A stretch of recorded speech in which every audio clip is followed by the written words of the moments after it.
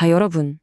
최근 경제 뉴스 보시면서 좀 혼란스럽지 않으셨나요? 주가는 매일같이 최고치를 뚫는다는데 정작 내 계좌는 파란불이고 경기가 확 살아났다고 하는데 또 한편에선 금리 인상 폭탄이 떨어질 수 있다고 하잖아요. 두다체 지금 무슨 일이 벌어지고 있는 걸까요? 오늘 2026년 5월 9일자 기준 우리를 둘러싼 이 복잡하고 모순적인 경제 시그널들을 이 자료 분석을 통해 아주 명쾌하게 파헤쳐드리겠습니다. 오늘 살펴볼 아젠다입니다. 코스피 7,300선 돌파의 진짜 의미부터 시작해서 극심한 K자형 양극화 현상, 깜짝 1분기 성장률, 한국은행의 금리 인상 기조, 그리고 극적인 국제유가 하락 소식까지 순서대로 빠르게 짚어보겠습니다. 그럼 바로 첫 번째 주제, 코스피 7,300선 돌파의 이면으로 들어가 보죠. 와, 진짜 이 숫자 보이시나요? 지난 5월 6일 코스피가 말 그대로 새 역사를 섰습니다. 단 하루 만에 무려 6.45%나 폭등하더니 7,384.56이라는 어마어마한 숫자로 마감했죠. 과거 박스권에 갇혀서 답답했던 우리 증시를 생각하면 야, 이게 진짜 현실인가 싶을 정도의 엄청난 도약입니다. 하지만 여기서 바로 두 번째 섹션, 반도체가 주도하는 K자형 양극화 현상에 주목해야 합니다. 우리가 겉으로 보이는 지수의 함정에 빠지면 안 됩니다. 이 화려한 축포 이면에 숨겨진 아주 무서운 패러독스, 즉 K자형 현실을 보셔야 하거든요. 차트 한번 보실까요? 지수는 역대 최고치를 찍었는데 웬걸 무려 679개 종목이 하락했습니다. 오른 종목은 고작 200개 뿐이고요.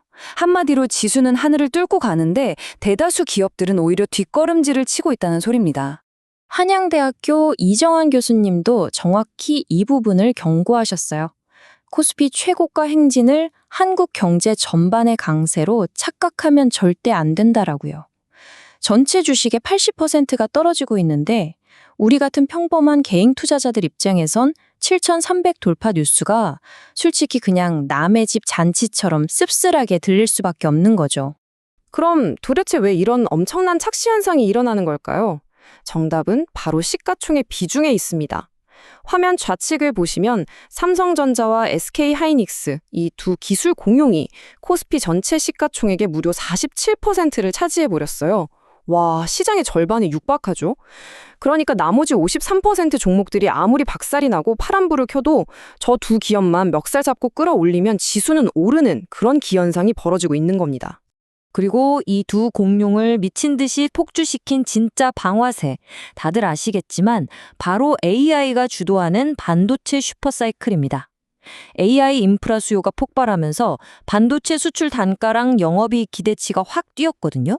그 결과 단 하루 만에 삼성전자가 14.4%, SK하이닉스가 10.6%라는 대형주로서는 정말 믿기 힘든 폭등을 보여준 거죠.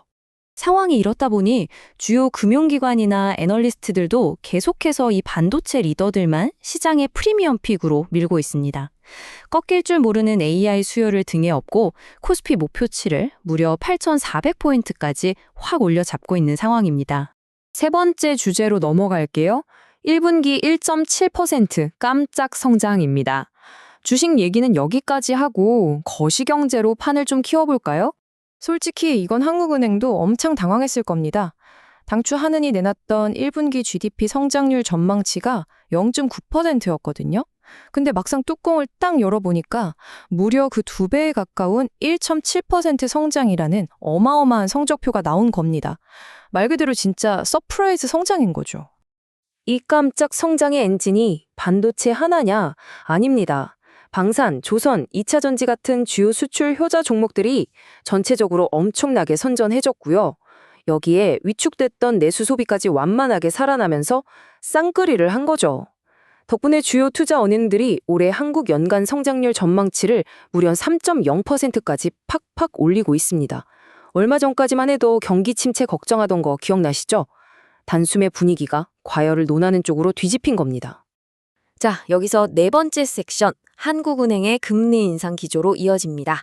경제가 이렇게 예상보다 펄펄 끓어오르니까 당연히 통화정책도 긴장할 수밖에 없겠죠. 최근 유상대 한국은행 부총재가 남긴 이 한마디, 아주 묵직합니다. 이제는 금리 인상을 고민해야 할 때가 되었습니다. 오랫동안 금리를 묶어두고 있었는데 본격적인 긴축으로 태세를 전환하겠다는 아주 강력한 시그널을 던진 겁니다. 하는이 갑자기 이렇게 매파적으로 변환되는 세 가지 골치 아픈 이유가 있습니다. 첫째, 방금 말씀드린 너무 뜨거운 1분기 1.7% 성장률. 둘째, 성장이 빠르니까 당연히 인플레이션, 이 물가 상승세도 끈적하게 잘 안 떨어집니다. 셋째, 이게 제일 문제인데요. 미국 연준이 금리 인하를 계속 미루면서 한미 금리 차가 1.25%포인트나 벌어져 있다는 거죠.